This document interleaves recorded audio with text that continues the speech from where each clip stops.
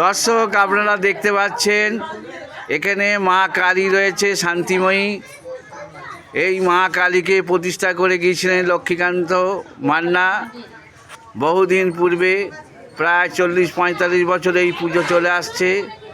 তিনি চলে গেছেন, তার বংশধর ছেলেরা পুজো আনছে, এখন নাতিদের পালা, তারা আনছে, মহাসমারোহে পুজো করছে। অনেক দুঃখ পেয়ে তিনি এই মন্দির প্রতিষ্ঠা করেছিলেন। অনেক মানসিক ধাক্কা পেয়ে মা কালীকে তিনি বাড়িতে এনেছিলেন। মা কালীকে আনার পিছনে একটা ইতিহাস আছে, সেটা আমি জানি আর তার ছেলেরা জানে, পশ্চাতে নাতিরাও জানতে পেরেছে। যাই হোক, তবুও মায়ের পুজোকে এরা যথাসাধ্য চেষ্টা করে এখনও ধরে রেখেছে। এখানে তার বংশধর শাখা পোশাখায়, এটা হচ্ছে বড় মেয়ে, মেজ মেয়ে, এটা ছোটো বৌমা, এটা হচ্ছে নাতনি, এইগুলো হচ্ছে নাতনি, এটা হচ্ছে নাত বউ। আর ওইখানে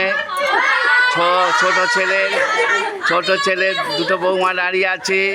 ওই একটা বড় ছেলের মেয়ে শাখা পোশাখা, এটা হচ্ছে সঞ্জয়ের বৌমা। আচ্ছা, অশোকের ছেলের একমাত্র বৌমা, ওইটা হচ্ছে অশোকের বেন।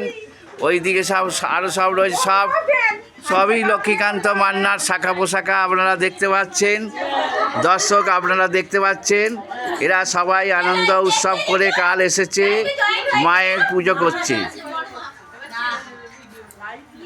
মায়ের পুজো যেন যুগ যুগ এরা করতে পারে, যারা বংশে থাকবে যেন সুখে শান্তিতে থাকে, এরা যেন রোগমুক্ত হয়ে থাকে। জয় মা, জয় তারা, জয় তারা, জয় জয় তারা।